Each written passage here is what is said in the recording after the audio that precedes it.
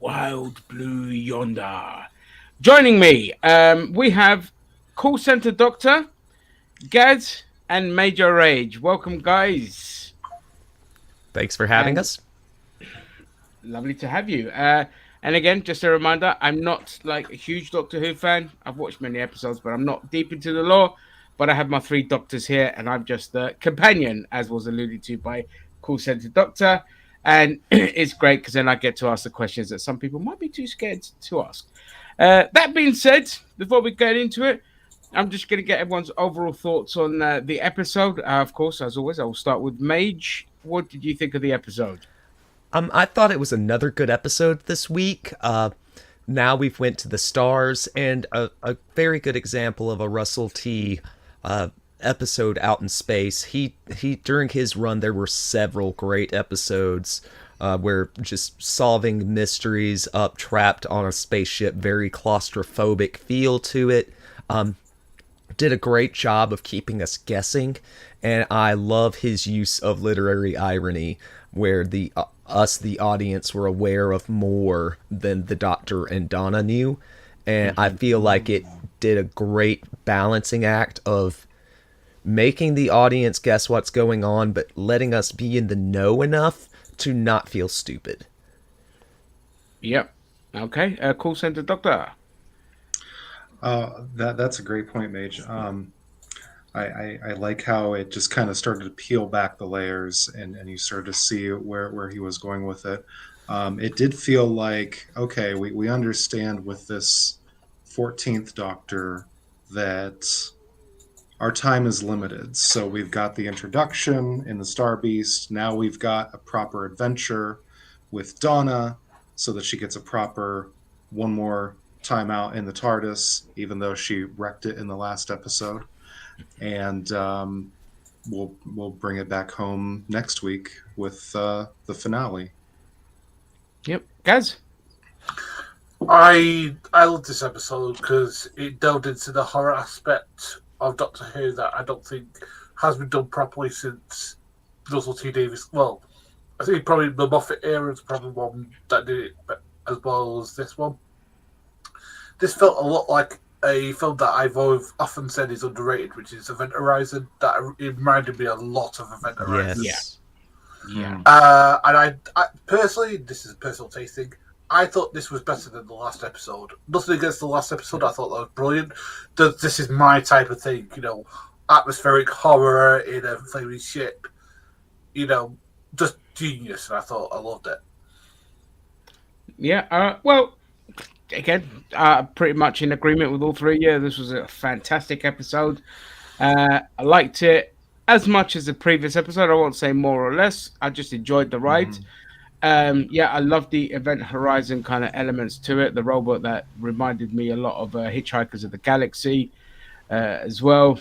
And like I said, I love the kind of journey it takes you on of they're trying to discover what the hell's going on, and you're kind of figuring out before them. And you're just like, but as you see it unravel, you just kind of enjoy when you get to it, and it's just like. And I thought the use of the space was excellent, being on the edge of the universe and all this kind of stuff. And it's like, wanted to see a bit more, learn a bit more of what happened there. And we kind of get that little insight as to what the Doctor kind of did as well, which I think he did, that didn't he, when they allude to what he did with the universe, wasn't that what happened in the Russell T Davies era beforehand anyway? No, Or this sir. is something we just discovered. It's an allusion to one of the Jodie Whittaker stories. So, like, my wife felt a little lost right there, but I felt like they did a good job of not going too much into it. But at the same time, it's very reminiscent of the Doctor's grief and survivor's guilt over Gallifrey before. Right. And I feel, but I think it's probably good that we're returning to a status quo for the modern era of the Doctor not having a home. I feel like it works best, and Moffat struggled to know what to do with the Time Lords once he brought them back. But in his defense, the classic era writers barely knew what to do with the Time Lords back then. That's a good point. That's fair enough. So again, for the ignorant in me, so Gallifrey, that was what they alluded to it being his homeland, but it's not. So basically, what happened? There was a massive time war between them and the Daleks, and Gallifrey was destroyed. Basically, Davros was supposed to be destroyed, but he comes back. The entire Time World raids, apart from the Doctor and the Master, were destroyed. So Right. there was no there was no regeneration, there was no nothing. They were all just killed, as with the Daleks, and that's why whenever he sees Daleks, he basically goes into full Adolf Hitler flaming genocide mode, because literally they killed every single person of his world, apart from him and the Master, and that's it. Oh, I get you. Right, I get you. There you go. I'm learning the lore as I go. All right. So, in this episode, yes, as we said, the TARDIS does a first little fun little stop off with a rather Asian-looking Isaac Newton, but who gives a shit? I think that was a rage bait Apart from- from. well, But he was hot. But it was hot. Yes, But Donna and the Doctor agreed he was hot. with fabulous hair. Let's not ignore that. And plus, I just love the fact that he goes, "What word was that?" He goes, "Mavity," and Running Mavity gag. Yeah, the running gag was great. Yes. When he alludes to it later, it's brilliant. The mavity of the situation. Yeah, the mammoth situation. So yeah, that was that was a fun little bit, and then they just crash into the ship, and the Doctor Who uses his little MacGuffin, the sonic screwdrivers. It's like it's got to repair the ship after Donna spilled the coffee in it, and the TARDIS disappears. You're like, holy shit, what's happened? I thought when that first happened, I thought the kind of creatures that where the camera was kind of from their angle looking in at the Doctor and Donna, I thought they grabbed the TARDIS and buggered off with it. But obviously, no, the Doctor says this is about it will disappear when there's danger around. So this is like, oh, okay. And then we get into the mystery of what's happened and all this. And eventually they bump into the robot. The ship is also transforming itself, and this robot just takes one step at a time, and you start thinking like, well, why is it doing that? And then fast forward to they get to the And also, you keep on hearing this Yeah. ominous clang, clang. You're like, what the fuck is that as well? yeah, that's Shoot. true. Yeah, You automatically assume is some kind of massive problem within the ship, but then there's a twist and it's not. yeah, that's it. And you start getting like vibes of Aliens and Event Horizon and things like that. And you're like, sweet, this is going to be like a horror episode, which I haven't enjoyed since the is it the Weeping Angels? Yes, sir. Yeah, the Weeping Angels ones. That was a bloody great episode. That was. So then they find the cockpit and they start. What they start doing after that with the cockpit? They start playing They with find a the planet. chair. Yeah, The so Doctor basically- tries to translate the numbers so he can understand the base code and assess the situation. That's it. Yeah. So basically, he finds out that they're basically at the edge of the universe. They're basically nowhere. Yeah, which is a wonderful visual as well, because Donna was like, well, where's the stars? Usually you see the stars. And it's like, well, you don't see them at the edge of the universe kind of thing. And that was wonderful. Wanted to see more into that, but we didn't. And then after that, obviously, they tried to get the ship. Major, you take over. My brain has gone McFarty. So they begin trying to explore and figure out kind of what's going on. They leave the cockpit room, and has the countdown started yet? The Not yet. ominous words haven't started yet, but I No. ahead. It starts as they go down the corridor. Because Yeah, that started earlier. Yeah. And the Doctor's like going, I know like 50 million languages, and I do not have a clue what this is. And that's kind of scary for him, because usually he's either up on or the same level of knowledge as everybody else. So he's like, I do not know what's going on. Oh yeah, Yes. so that's right. So here he's dealing with an alien, a language, and a species that he doesn't know anything about. either. So it's still kind Yeah. of new to him, which leaves him as much in the dark as anyone else. So yeah, well, carry on. Um, so they go to try to figure out why the ship is not on. So they head downwards, and the Doctor and Donna separate. He's gonna go and check the hydraulic power system, and while he has her moving some kind of organic circuits from one file cabinet, as it were, to another, to just try to get the ship back going. And that's when we get the scenes of them individually, and the other one shows up. And we start with the Doctor, and Donna enters, and you wouldn't think anything's amiss at first, but then we cut back to Donna still working on her task, and we, the audience, start to go, oh. Oh, it was the other way around. It was the Doctor who was Right. still working on At his first, task. I couldn't tell if it was like they were just trying to cram all this time in and they were just cutting back and forth between tasks. So when they started asking the questions of each other and they started getting into their dialogue, you could tell, wait, something's not right.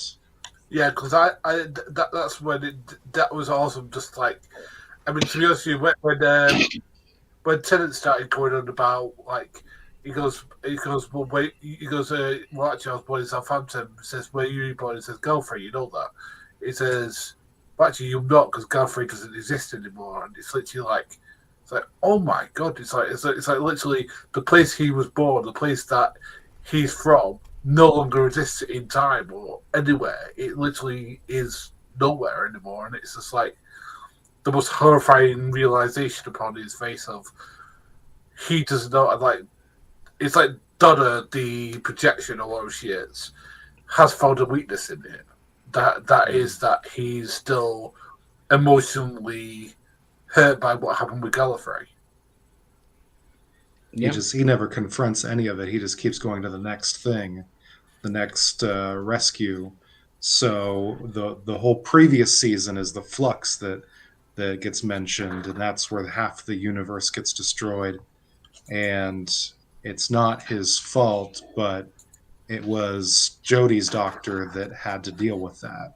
And now David, 14, has not processed that, so that got under his skin, and he started to trust this Donna, but See, this is the moment Yeah. where I was like, something's really amiss. Donna would not know that Gallifrey was back.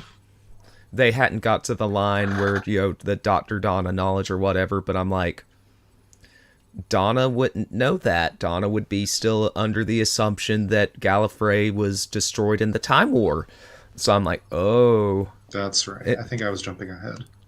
Oh, so did Jodie Whittaker's character bring Gallifrey back, or That was That was in Matt the 50th. Smith's Doctor on the 50th Matt. anniversary special. They brought Gallifrey back. Then we saw it some in the Peter Capaldi era, but the As you were Flux saying, though, events have destroyed it again. Is that correct, Adam? That's right. No, I don't think Flux destroyed it. It was at the end of Capaldi's era.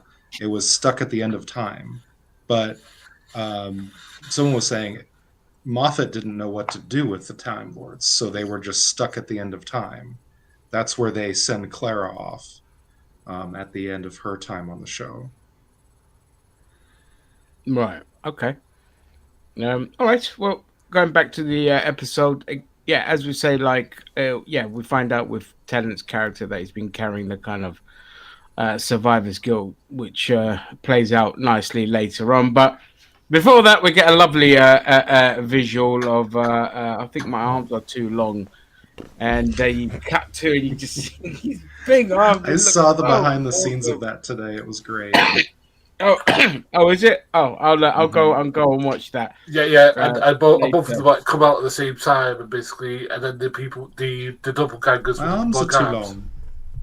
Yeah, it was great. And so the chase ensues. They try to rush. Well, they just try to get away, and the characters are getting bigger and bigger and bigger, and then they get stuck, like your laundry at the bottom of your laundry great. bin kind of thing. And what a great visual that was as well. I thought the visuals were really good in this. episode. Like the effects Yeah. were fantastic. And When Donna the being the ship would comedian. transform, like that just Yeah. was so cool. Yeah, It's just absolutely. we would never get anything like this before, and it's gonna be awesome to see the effects department be able to like show off and really bring to life what the writers come up with. Yeah, well, they got that Disney money now, so they'll be able That's what I was to. gonna say. Thank you, Disney money. Yeah, Yeah, thanks, like, Disney like, money. You're quite like, welcome, Hoovians. yeah, I love the sort of bizarre, sort of like contorted bodies as they get bigger and bigger and bigger and bigger, and it's like this bit, and it's just like oh my. And it was kind of like it's almost like nightmare-esque because like you try and run away from it, but the thing you run away and gets bigger and bigger and bigger and is able to chase you more. Yeah, that's what was great about it. You get the arm, like, try to snag the little vehicle that's getting away and all this kind of shit, and then obviously they escape. But as they're about to escape into an air vent, the ship transforms and they get separated a couple of floors apart. And then I can't remember what happens. Anyone who wants to take it? They run back into each other, but you kind of see it coming as the audience that whichever one they run into is going to be the wrong one, but they lean into that and they try to figure each other out, and that's that was a lot of the fun of that episode where they were trying to figure each other out. Dialogue heavy of how he felt because it says, "Of course I'm me. I've always been me," and all this sort of stuff. It's like there's a lot of like paranoia, almost like Invasion of the Body Snatchers-esque sort of stuff, where like, you weren't too sure. Because it wasn't like the Zygons where they just copy your face and you could ask them something, and if they didn't know the answer, then they're not actually them. But these ones had the memories, so they could answer correctly. It adds an element of like kind of psychological horror on top of the nightmare-esque visual horror that we're getting with this other scenes. And I feel like it's always a great episode of Doctor Who if you know the mums are going to have to write in with the angry letters about it being too scary. There you go. Yes. Yeah, absolutely. Yeah, which I loved it when during the sort of like bowels of the ship, and like they're having to like make their way through, and kind of like the other thems are kind of making their way through as well, and kind of like try to persuade the other one that they're the actual real person. And then the scene that was kind of funny was when they ran into that back wall. It sort of turned all the way around. That's kind of like young Frankenstein X there. That kind of made me laugh a little bit. Yeah. So that's right. And then they use like the kind of they try to play mind games with the aliens with using the kind of salt thing that they throw on the floor. And they're like, that was a really interesting part of it, where the actual Doctor mentions later that he invoked superstition at the edge of the universe, where the walls of reality are thinner, some wibbly wobbly BS, and that he's inviting that in now. At that edge of the universe. So you're thinking that like, that opens up a portal to something, or? Well, that's one thing I was wondering. They never gave a name to the other. They just explained that they were from outside the universe. Yeah. Yep. The captions were calling them the not things. Like that was the not things. Tennant calls them that. Like at the very beginning, you're not things, and it stuck apparently. Oh, okay. Best name we have for them. Yeah, okay. Then they run back to the cockpit, I believe. Yes, they did. They run back to the cockpit. And then they have the flaming shield in front of them. That's it. And then they start to figure out exactly what's going on and how the aliens are doing what they're doing. And it was basically the more fear they have, the more they're thinking, the harder they think, the more the aliens kind of can siphon off that kind of energy. Like yeah, and it solidifies them more to kind of be exactly like them, which eliminates the danger that the TARDIS could feel, and the TARDIS can return. And so they can use the TARDIS to get the hell off the ship, basically. It Yeah. was interesting that they were the others were trying to become copies, perfect copies, so that they could go and wage war across the universe. It's very different than what we've seen before. It reminded me of the episode with Matt Smith, where they had the goo The and flesh. the flesh. Yes. That's right. Same here. And Yes. that Okay. was an exact copy of the Doctor, where he thought like 11 and acted like 11, and Amy couldn't tell the difference. But this would have been much worse if they had succeeded, because it was the Doctor with his knowledge, but a Yeah. villain. It would have been terrifying. Terrifying. Yeah, exactly. And with the ability to shapeshift as well, and just get lost in among everything and The one learn part other people's secrets and abilities and that. Yeah, go on. where the other Doctor like contorts and his head comes up between his legs. Yeah. The meme I saw of that was, oh, that was actually David. That wasn't CGI. Yeah. Yeah, that was great. But Yeah, and then they figured out that the ship is basically uh, because the more frantic you are, the more panicked you are, the more you think, the quicker these aliens learn, and so they start to figure out that something's not right, and then they see that they hear a clunk up above, and that's when you see that it's revealed to be a horse-like species that sacrificed themselves so they wouldn't learn anything and put the ship on a very, very slow countdown to which I didn't basically understand explode. why. But Well, because the thing is that from what I understand, like when the advisor comes back and we see the captive flying over, mhm. 'cause that's what's been called the clanks. I was like, oh my god. I think the reason that it's been doing it very slowly is because the aliens, the more panicked you are, the more fast thinking you are, the more they understand you. Because she slowed down her So thought they couldn't process. understand They couldn't understand what she was doing. the robot.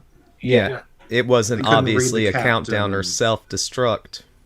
And yeah, with her Yeah, gone, okay. she was no longer able to be read or copied. Which I did appreciate. One thing I've noticed watching I've been watching season 4 of Discovery and jumping sci-fi's here, but so I've noticed they're not very good at inserting actual alien-looking aliens. They all look humanoid to some extent. Mhm. So I appreciated that the captain out in space was some kind of horse person. At least there was some effort there. yeah, yeah. I mean, and people that watch me during Star Wars videos will always hear me complain: too many goddamn humans Hmm. in a galaxy full of aliens, and Right. that's always my biggest gripe. So, yeah, I get where you're coming from, and yeah, it's appreciated that we got a non-humanoid type Yeah. species, and it looked bloody Even if it was awesome as just a well. skeleton. Yeah, even if it was just a skeleton, it's good enough for me. They killed Beta Ray Bell. It's all There you good. go. Yeah. So then we get obviously the hello, Vance. Welcome to the stream. What did you think of the episode, my good sir? We are kind of nearing the end of the discussion of what happens in the episode. But once they figure it out, they're like, okay, we're just going to have to do it. We're going to have to blow the ship up because if anything happens, we're, we're screwed, like basically. So we just Yeah, and got then to, the deal is what get out to stop bloody flaming Marvin, the flaming paranoid android, from blowing yeah, things up. So it's like literally, and then they get out and the lieutenant one starts like running really fast like an ape, and just like him like trying to fucking up. That And was then quite go, a sight. yeah, that was fantastic. Like the tensity of that scene was was awesome. And then just as it's all about to like go tits up, the TARDIS comes back as well, and Tennant jumps in with who he thinks is the Donna, and I Hmm. legit thought like, holy shit, they're gonna kill her off. Right. I thought this is Davies going back to when he had the cliffhanger of uh, 10 regenerating in Stolen Earth. This is him, putting that fear and that thrill into us that, oh, he grabbed the wrong one and the ship is currently exploding. Yeah. But they finally turn that twist around, and he figures it out. Yeah, he figures it out, and you get right at the last minute. She get the evil Donna gets kicked out, and the normal Donna gets in, and they get away. Ship blows up, and we end up back on Earth in Camden Lock, not Camden Market, Camden Lock. That's where they land. If you know London, you know where that is. And they land in Camden Lock, and they open the door, and who's there? Will. Oh. Wilfred Yeah, Malt, Wilfred. little soldier.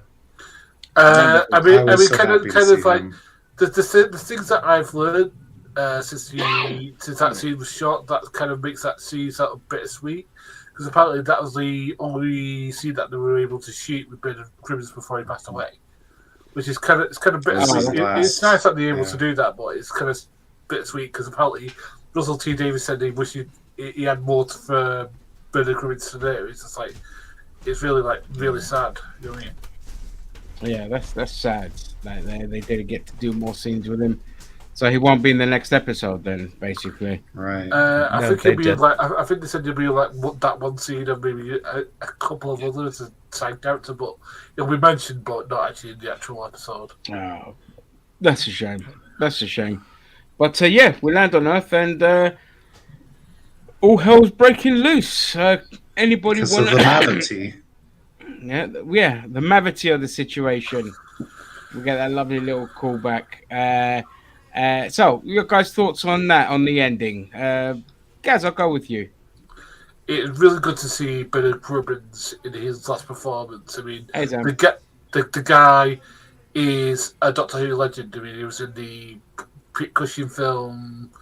I think he was in actual episodes of the original series, and he was really good in the episodes he was in the new run. So it's good to see him be back, even if it is for this like one or two scenes he's in. It's just good to see him back and like be loved by everybody. It's just great to see. So, Yeah, especially when I thought, he was dead, and I didn't think he was going to be in it. They kind of wrote him off by being in a home, but the fact that we get to see him was great. It's just a shame that they didn't get to do more with him, but just seeing him, it's still great. And that anyway, Call Center Doctor, your thoughts? Yeah, the ending was great way to land there with because it's just what Donna said, that Wilf would be there sitting waiting for them to return. He was the way they ended with the 10th Doctor, and that whole two-parter was with him, was one of my favorite parts of Russell's previous era. Yeah. So the way they brought him back in at the end was really great. Whatever's happening with the human race, I don't know. They're just maybe it's just Black Friday. I don't know. They're just all attacking each other. So that remains to be seen. But they brought this one-shot episode adventure to a close really well, and it'll be interesting to see what comes next Saturday. Yeah, Mage. I enjoyed this ending. You said something last week that I had never really thought about, but it struck me as very true, Ginger, that Russell T does a great job of bringing the stories back home and back down to earth. So we're going to do that again this week after getting that fresh, fresh back to the adventure out in space, but we're going to bring it back home. Got a mystery to solve on Earth. Some of Russell's best episodes are the ones, kind of your globe-trotting, fix something that's going amok on Earth episodes, especially when it's a big kind of global style crisis. So I'm very excited to see how they wrap this up. Yeah, I'm with you guys. I love the ending. The kind of holy crap, what's happened? Is it a callback to what David Tennant sent regarding the superstition? And maybe that's kind of followed them there. one theory I saw about the way they shed that Time Lord energy, Donna and Rose in the first episode, that might have had something to do with inviting the toy maker in, and Oh, maybe okay. that superstition at the edge of the universe also had something to do with inviting the toy maker in. I kind of wish there was more. Well, maybe we just haven't realized what the clues are, but I feel like that's something we're missing. We know the toy maker is the big bad of this 3-part arc, um, but where is he? He's not been. I wish they would have had some clues to him or some illusions hidden in the shadows, and not just okay. Now this is part 3. This is the final part of 14's story. It's kind of.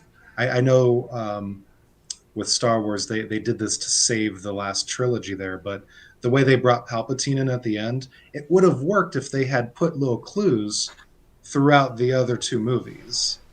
Yeah. So I'll be interested to see how that works with the finale. Um, Well, I mean, maybe. Oh, we've lost guys. I think he's dropped his signal.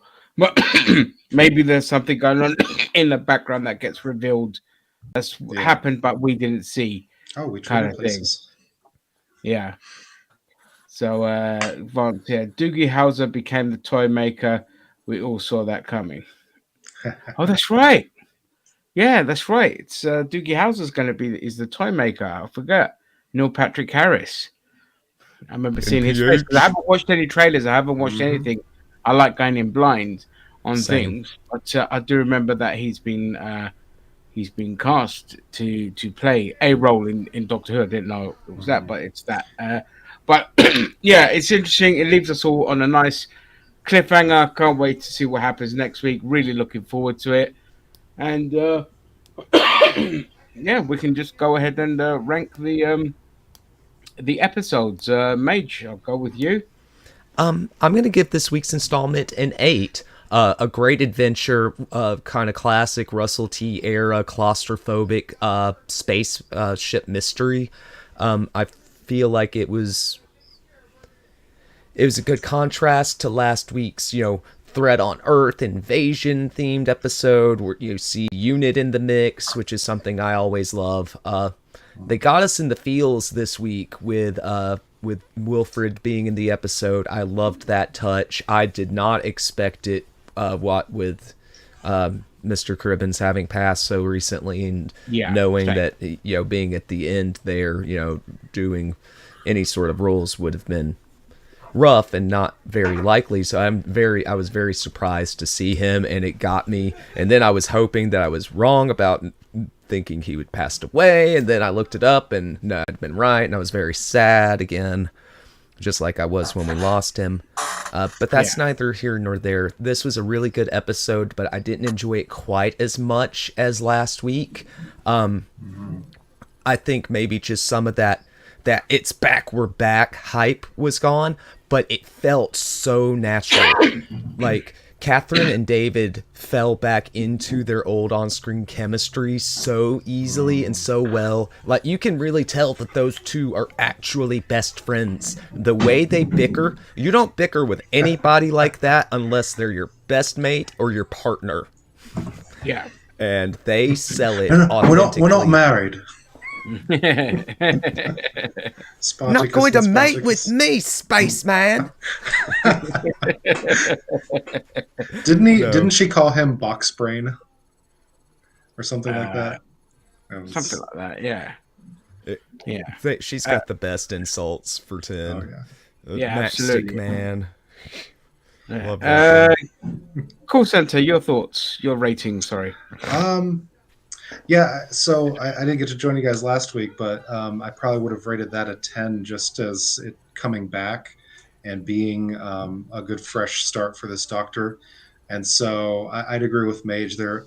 Some of that brand new magic wasn't quite there. I'd call this a 9 though, just because it was still a great adventure. Like I said at the beginning, it feels like we know exactly what they're doing. It's just the introduction, a one-off adventure, and now the finale. So for a one-off adventure, I really enjoyed it. I give it a 9. It really, it felt like some of the classic things we've seen him Davies do. That is, just the way, um, we don't always know what's going on. They don't know what's going on, and the way they were able to figure it out. So I really enjoyed it. Excellent. Gaz, before I come to you, I'll just put this up. I give the stream a 9. Major's bow tie and call center doctors Funkos kicked it up a notch. Thank There you you. go. Awesome. All right. Always glad Gaz. to impress, Daniel Vance. Glad to have you here, sir. Out of 10, I give this a 10 because I love horror. I love good horror. And I love it when there's a good mystery to the horror where the horror element isn't revealed and you've got to try and figure it out. Like, especially when it gives sort of like misdirection with the whole clanking thing and like, you know, the fact that you actually think that the threat's a ship and stuff like that, and it's not.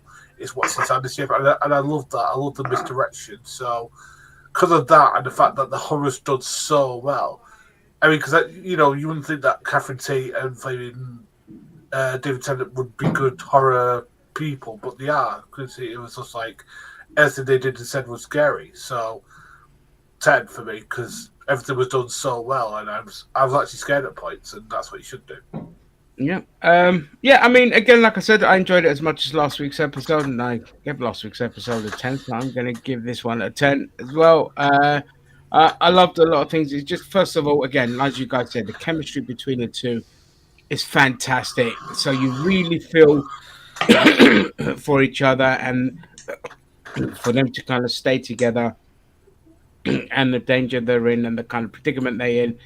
The visuals were fantastic, again, with that ship and transforming, and the visual effects in general were awesome.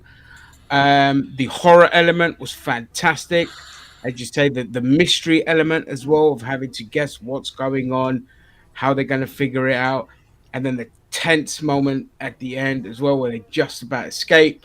Well, when you think, oh, well, I thought Donna was actually going to die, and this was like, oh shit, you know, we're going to get evil Donna kind of thing, but then they kind of save it at the end, and then you get down to earth, and it's like, obviously you see Wilfred, which was wonderful to see. Again, as I say with you, Mage, I thought he'd died, so he wasn't going to be in this at all.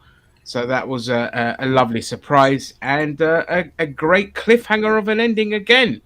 And I can't wait for next week. Really enjoying Doctor Who again, and yeah, I really can't wait for next week. So, any closing thoughts before we go, guys? I am looking forward to next week because we haven't seen the Time Maker in 50 years. Since since the 96 first Doctor. Like So, 1960, so no, so like- 1960 something. So like 53, 57 years. No, 57 or so. There's yeah. a clip of that last serial with him where the first Doctor beats him, and that's a good thing. If you haven't seen that, go look that up. It's a really good little clip. Okay. That Yeah, was the a fact- very the fact- good and the- early Doctor serial. And the fact that the Doctor has been played, the first the Time Maker has been played by Neil Patrick Harris, who has played Oh, evil magicians before, and he's played it again. He's like, okay, that's great casting. Yeah, I mean, Oh, yeah. I love that Neil Patrick Harris is willing to just put himself in anything.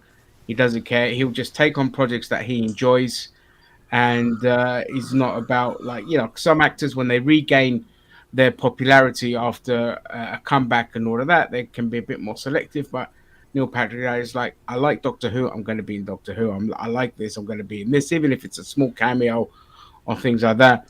So, yeah, that's going to be great. Can't wait to see him next week. And on that note, I want to thank my three lovely hosts for joining me. I want to thank people in the chat for their comments. And we will see you next week. We should be returning back to Saturday. And if not, we'll be here on Sunday. But on that note, live long and prosper, as they say in Doctor Who. Yeah. Bye. Bye.